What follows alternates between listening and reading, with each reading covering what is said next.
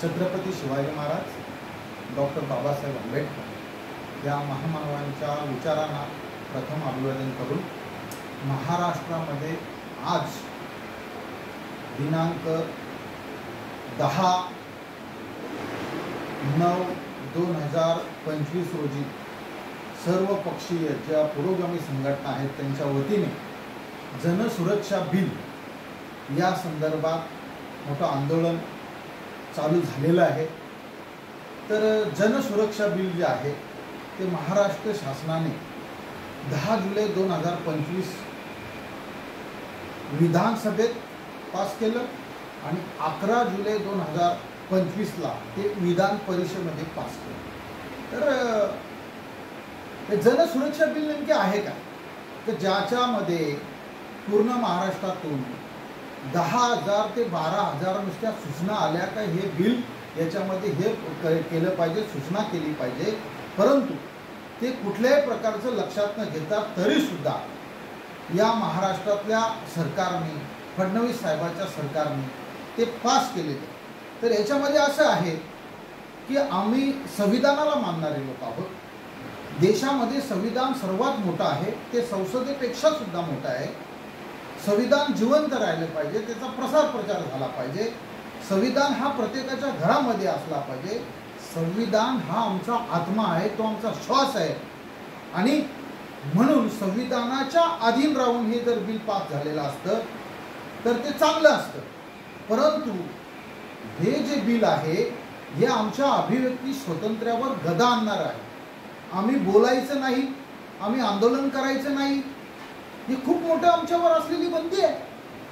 किंवा फडणवीस साहेब जे महाराष्ट्राचे मुख्यमंत्री आहेत ते सांगतात की महाराष्ट्रामध्ये अशा 64 संघटना आहेत, कडव्या आहेत, ज्या डाव्या आहेत, त्यांना ऑपरेटिंग बाहेरचे राज्यातले लोक करतात आणि म्हणून अशा संघटनांपासून महाराष्ट्राला भीती आहे। आणि म्हणून समजा एखादी संघटना आहे, ती संघटना जे काही 64 संघटनांचा ते आता आकडा त्यांनी प्रसिद्ध केलेला आहे, तर तो त्यांनी जनतेसमोर त्या कोणत्या संघटना आहेत त्या त्यांनी स्पष्ट करावं।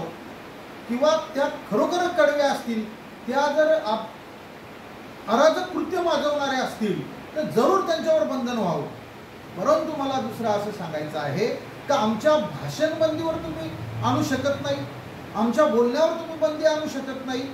सरकार जे आहे, सरकारमध्ये जे जनसुरक्षा बिल जे आणलेलं आहे ते जनतेचे सुरक्षा बिल नाही आहे, तर ते काही जन सुरक्षा बिल आहे। काही जण म्हणजे जे आमदार भ्रष्टाचारी असतील, जे खासदार भ्रष्टाचारी असतील, जे लोक भ्रष्टाचारी करत असतील आणि ते सध्या कोणत्या पक्षात आहेत ते तुम्हाला माहीत आहे। मग अशा असलेल्या लोकांच्या भ्रष्टाचाराच्या विरोधात आम्ही बोलायचं नाही का, आम्ही रस्त्यावर यायचं नाही का? मला असं सांगायचं आहे, ते सांगतात की याच्यामध्ये एखादी संघटनेचे पदाधिकारी जर विघातक कृत्य करत असतील तर म्हणे 7 वर्षे याच्यावर त्यांना अरेस्ट केली जाईल, त्यांना बेल मिळणार नाही। हा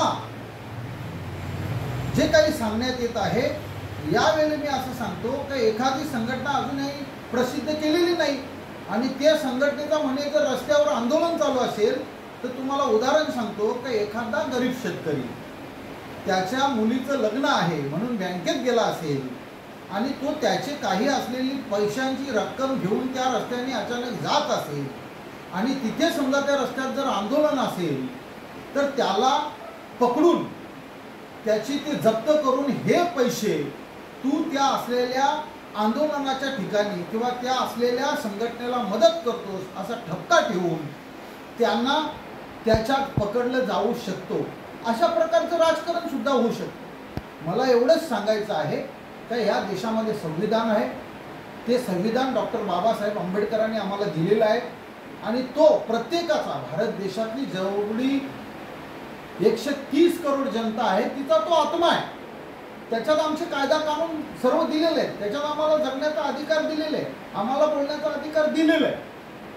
म्हणून हे जनसुरक्षा जे बिल आहे, हे बिल कामगार, कष्टकरी, शेतकरी, शेतमजूर यांच्यावर ते अन्यायकारक आहे। आणि नको तेवढ्या त्याच्यामध्ये ज्या काही सूचना ठेवून आमच्यावर जो हा काला कायदा लादायला लावलेला आहे, आमच्या अभिव्यक्ती स्वातंत्र्यावर जी गदा आणलेली आहे, त्या असलेल्या जनसुरक्षा बिलाचं मी जाहीर निषेध करतो, विरोध करतो आणि यापुढे हा कायदा महाराष्ट्र शासनाने मागे घ्यावा अशी मी माननीय फडणवीस साहेबांना विनंती करतो. मी Ramesh Bhoir, general secretary RPI A for Ambedkar.